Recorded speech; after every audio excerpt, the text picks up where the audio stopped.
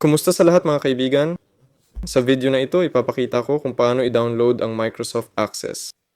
Para dito, pumunta tayo sa Start, pumunta tayo sa Microsoft Store. Sunod. Sa search bar, i-type natin ang 365. Kailangan natin dito ang Microsoft 365 mula sa Copilot. Pindutin ang Install. May libreng bersyon na limitado at may bayad na bersyon. Sa ngayon, i-download natin ang libre. Pagkatapos, pindutin ang Open button.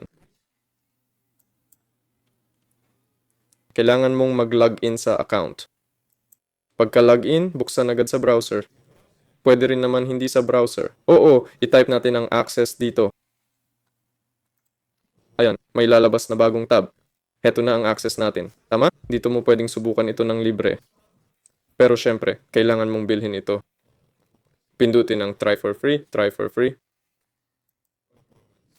Bibigyan ka ng trial period, tapos kailangan mong bilhin ang program. Iyon lang po, paalam sa lahat.